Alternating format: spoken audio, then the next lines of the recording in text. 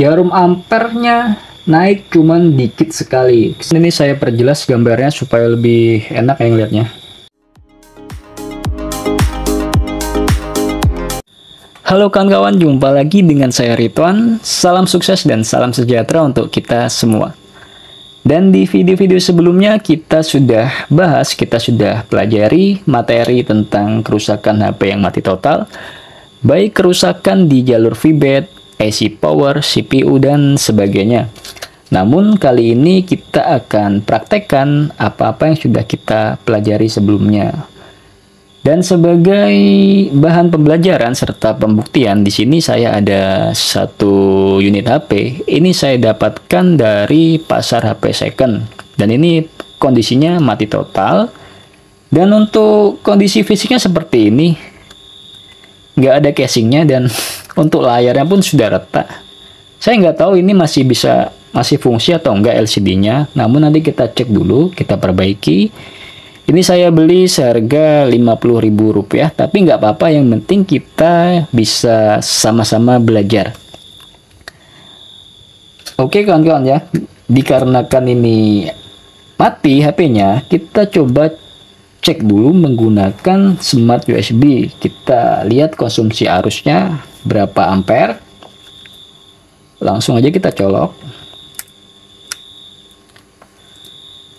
Setelah saya colok ini, ternyata di HP nggak ada respon apapun ya kawan-kawan ya.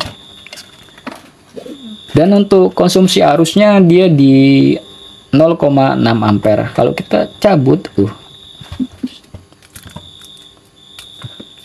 kita pasang lagi, dia kosong. Kita pasang lagi, kita pasang ulang.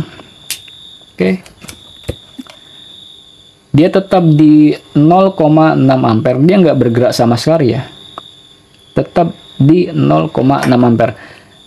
Dan jika seperti ini ya, ini termasuk dalam kategori mati total ya, ada baiknya kita cek dulu di bagian baterai ini, kita cek tegangannya, karena untuk standarnya baterai itu ada di 3,7 volt. Kalau di bawah itu ya HP tidak akan bisa mau hidup. Tapi kita cek dulu. Nah, kalian bisa lihat di sini ada P plus sebelah kanan ya. Dan P min sebelah kiri, artinya ini min kiri plus kanan. Nah, kita cek dulu tegangannya. Apakah baterai ini, kita arahkan ke volt DC ya. Kita cek. Nah, di sini menunjukkan, di multitester menunjukkan angka senilai 3,8 volt. Artinya baterainya normal kawan-kawannya. Seharusnya kalau baterai normal gini, dia saat dicas, setidaknya dia konsumsi arusnya di smart USB itu setidaknya 1 ampere. Tapi tadi kita colok di smart USB kan 0,6, artinya ada yang salah di mesinnya ini. Jadi fix ya, untuk baterainya ini bagus.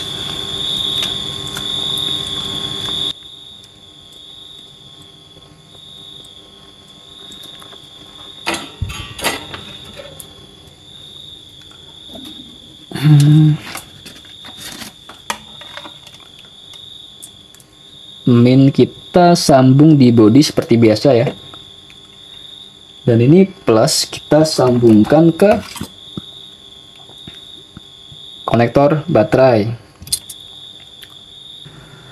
Oke, seperti biasa ya, untuk yang min kita pasangkan ke ground dan yang plus kita pasangkan ke konektor baterai yang plus. Kita sambungkan ke VBAT-nya.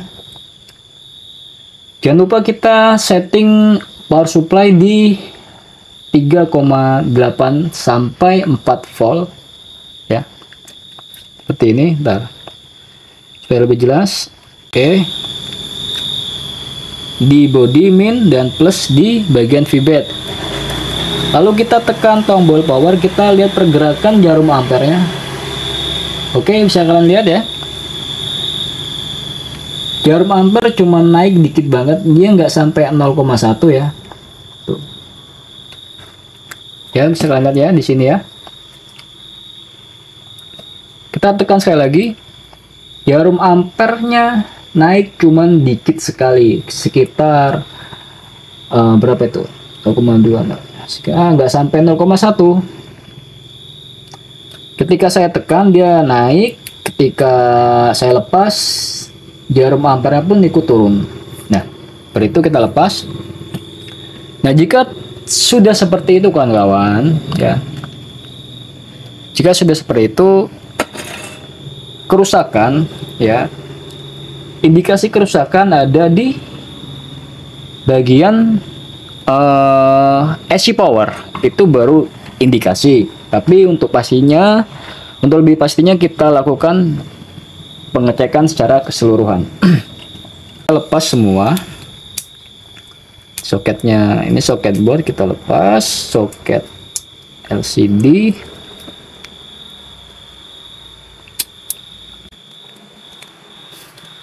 oke, udah terlepas. Ini udah. Kita coba singkirkan baterainya. Nah, kita fokus ke mesinnya, kita bisa langsung angkat aja. Jadi ini baru indikasi kan ya, kan indikasi kerusakan di IC power, tapi untuk pastinya kita harus lakukan pengecekan secara keseluruhan.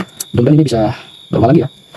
Karena untuk kasus yang seperti ini ya susah-susah gampang, tergantung kitanya sabar atau enggak, teliti atau enggak. Untuk kalengnya ini bisa langsung dibuka. Ya. Oke. Jadi nggak perlu kita blower ya. Nah, di sini AC power dan di sini MMC di CPU ya. Dan untuk letak AC power ya, kawan-kawan semua, letak AC power tuh biasanya itu identik dengan komponen-komponen pendukung ya, seperti kapasitor, lilitan ya seperti ini. Biasanya di sini adalah AC power. Dan di sini adalah, ntar saya lihat dulu, MediaTek MT6351V ya. Oke, di sini ya. Ini untuk IC powernya. Ini kita lepasnya dulu ya, biar gampang. Jadi langsung aja kita cek. Nah, untuk kawan-kawan semuanya perlu dicatat dan perlu dipahami. Jadi sebelum kita mengeksekusi suatu IC ya, ada baiknya kita terlebih dahulu cek dulu komponen-komponen di sekitarnya apakah short atau tidak itu. Jadi jangan langsung ke IC. Jadi ini untuk bahan praktek aja kawan-kawan ya, dan kalian bisa lakukan di HP tipe apapun.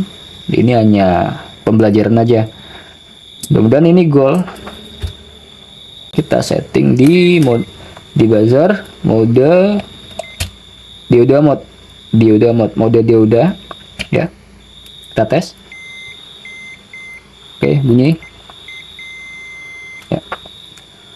Untuk yang merah kita tempelkan ke body atau ground, lalu yang hitam kita untuk eksekusi. Kita satu-satu ya, kita cek dulu di area IC power. Oke kawan-kawan, ini saya perjelas gambarnya supaya lebih enak yang lihatnya. Nah, dikatakan tadi untuk konsumsi arus di power supply kan tuh naiknya dikit banget, nggak sampai 0,1, jadi sekitar 0,04 itu naiknya dikit banget. Itu ya kita cek di area IC power itu karena ada indikasi kerusakan di IC power. Tapi buat teman-teman jangan langsung jangan langsung memvonis bahwa wah ini IC power nih rusak nih, jangan begitu. Jadi kita cek dulu komponen-komponen yang ada di sekitar IC power ini ya. Sini kan IC powernya nih. Oke, kita cek dulu, kita cek semua kapasitor yang ada di sini. Kita coba cek satu persatu, kita cek dari atas. Oke, aman ya.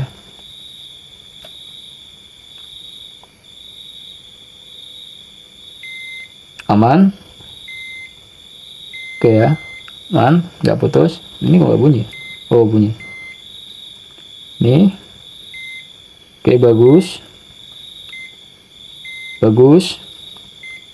Bagus. Bagus juga ya. Kalau kapasitor itu satunya bunyi, satunya nggak bunyi ya, ini multitester. Kalau yang kaki satunya bunyi itu artinya ground. Kalau yang nggak bunyi artinya plus, itu bagus.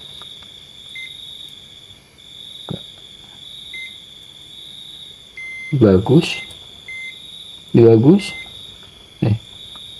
Bagus. Oh, ini kawan-kawan. Nah, ini short ya. Saya kan lihat di sini di kedua kaki kapasitor ini itu multitester berbunyi, artinya ini short. Nah, ini satu kita temukan ya. Nih. Ini salah satu apa ya? Ini bukan pelaku sih, cuman kita cek dulu yang lainnya. Ini bukan pelaku utama ya. Kita cek dulu yang lainnya pokoknya di sekitar IC power. Biasanya dia nggak cuma satu. Nah, betul kan? Ini ada juga nih. Ini kapasitornya kecil banget di sampingnya ini. Nah, tuh. Ini juga short. Ini juga short juga. Ini oh, bagus. Ini bagus. Bagus. Bagian dalam. Bagus. Nah, untuk di area IC power ini asumsi sementara ya. Ya, ini kapasitor ini ada beberapa kapasitor ya, jumlahnya 1 2 3 4, ada 4 kapasitor yang short kawan-kawan ya. Nah, kita sudah temukan ada 4 kapasitor yang short ya. Lalu ketika sudah kita temukan kapasitor yang short, nah ini jumlahnya 4 nih, lumayan banyak nih. Apakah kita harus cabut semua kapasitornya? Tentu tidak seperti itu kawan-kawan. Atau kita langsung memvonis bahwa wah ini IC-nya nih yang rusak? Juga tidak kawan-kawan. Nah, berhubung di sini ada beberapa kapasitor yang short, diantaranya 1 besar dan 3 yang kecil ya. Jadi kita lepas dulu yang gampang dulu, lepas dulu yang ini yang besar ya. Setelah kita lepas, kita cek di sekitarnya apakah masih short. Jika sudah kita lepas, lalu kita cek ternyata masih short, ternyata berarti bukan ini yang rusak, berarti bukan ini penyebabnya.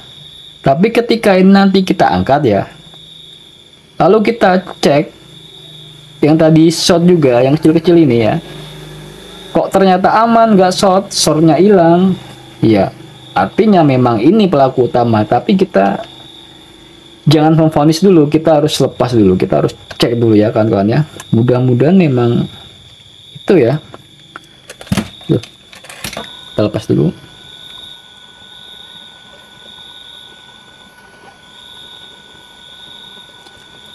Nah, ini pelan-pelan ya kawan-kawan ya, karena di sini banyak komponen-komponen kecil lainnya, jadi diusahakan fokus ke satu komponen yang mau kita lepas. Sudah terlepas. Oke kawan-kawan, ini udah saya lepas kapasitor yang lebih besar ini, yang short tadi ya. Nah, setelah kita lepas, kita tunggu dulu dingin mesinnya karena ini panas ya. Kita tiup. Oke. Setelah kita lepas ya, lalu kita cek ulang menggunakan multitester ya. Yang mana yang harus kita cek ya? Tentu yang ini, yang di sebelahnya tadi yang juga short. Apakah shortnya juga hilang? Apakah shortnya akan hilang atau masih sama ya? Coba. Nah, untuk kaki ini, kaki dari kapasitor ini ya, ini bagus. Tuh, kelihatan nggak ya? Oke, kalian bisa lihat ya kawan-kawan ya, bagus. Oke, tadi di 3 ini, aduh mati juga ini. Untuk 3 kapasitor yang kecil-kecil ini ya kawan-kawan ya, tadi ini short semua ya. Coba kita cek, apakah masih short juga atau hilang shortnya.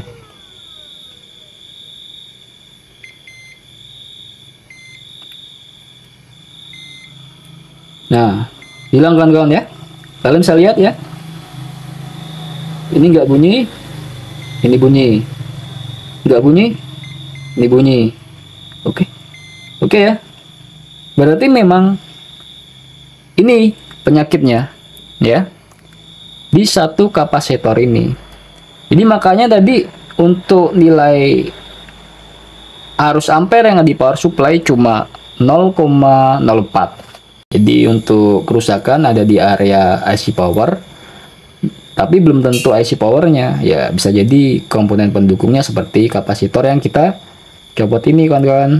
Nah, lalu setelah ini kita apa yang harus kita lakukan? Apa kita jumper atau kita ganti? Ya, tentu kita ganti dong. Kita cari dulu yang sama. Ya kawan-kawan, di sini saya sudah temukan bangkai ini ya, mesin HP ya. Aduh, nah ini kapasitornya kurang lebih ukurannya sama ya. Kita ambil aja yang ukurannya sama.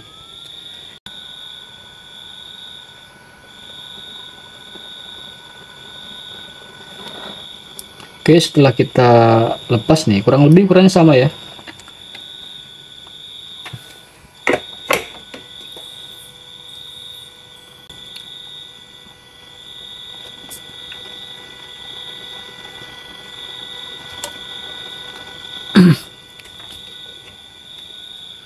Langsung aja kawan-kawan, kita pasangkan dengan kapasitor yang normal.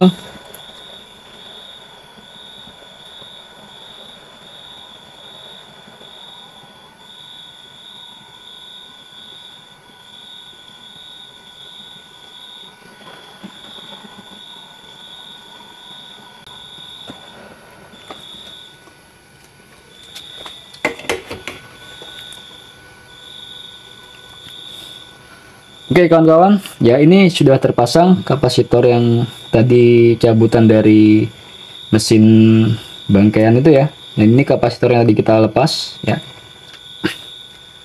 Setelah terpasang lalu kita cek kembali menggunakan multitester apakah masih short atau shortnya hilang. Kalau masih short berarti ada kerusakan lain, tapi kalau shortnya hilang HP ini bakal hidup.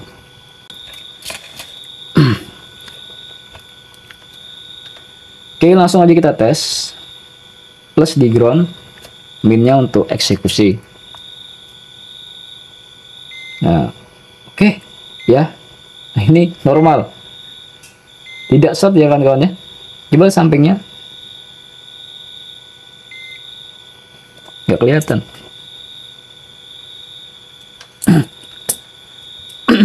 Coba sampingnya.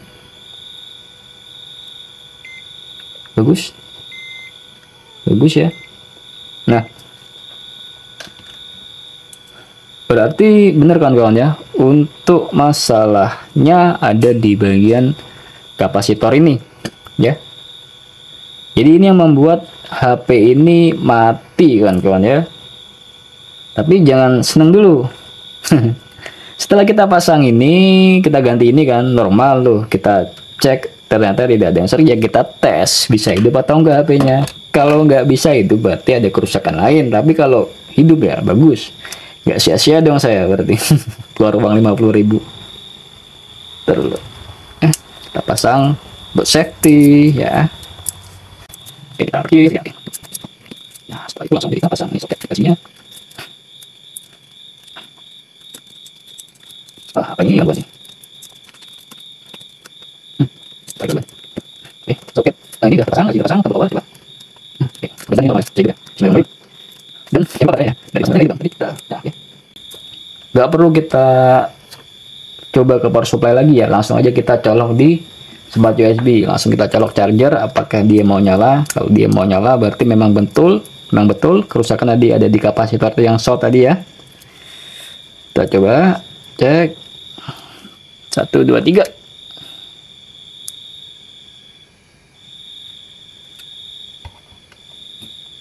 Wow, hidup kawan-kawan ya. Nah, ternyata hidup. Jadi sesimpel itu sebenarnya kawan-kawan ya. 32% baterai. Ya, jadi kerusakan ada di kapasitor ini. Ya, ini penyakitnya sekecil ini kawan-kawan ya. Jadi kalau kita mau sabar, kita mau teliti, ya kita bakal bisa. Tapi kebanyakan kita kan, udah mati total, ampere sudah nggak naik nih di power supply, kita nyerah gitu aja. Jangan begitu, kita coba dulu. Nah, coba kita hidupkan, apakah dia mau hidup? Kita belum tes nih, oke. Kita tekan tombol power.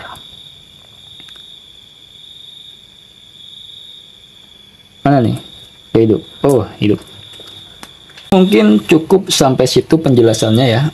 Prakteknya mungkin cukup jelas ya. Jadi kita tracking jalurnya itu pelan-pelan, jangan langsung vonis ke IC-nya. Kita harus cek satu persatu kapasitor-kapasitornya. Ya, pokoknya terutama di kapasitor, karena kapasitor itu kan fungsinya sebagai penyentabil arus sekaligus protektor ya. Jadi IC powernya aman ya. Dia bisa hidup, bisa nyala normal. Saya rasa cukup ya kawan-kawan ya. Jadi buat kalian yang suka dengan video saya, silahkan like, dan yang punya pertanyaan silahkan komen, nanti akan saya jawab sebisa saya. Buat yang belum subscribe ya, silahkan subscribe. Jadi untuk melihat updatean video saya selanjutnya, oke kawan-kawan ya. Tunggu sampai hidup dulu. Nah, oke, hidup ya kawan-kawan ya tuh. Tapi dia, oke, saya rasa cukup.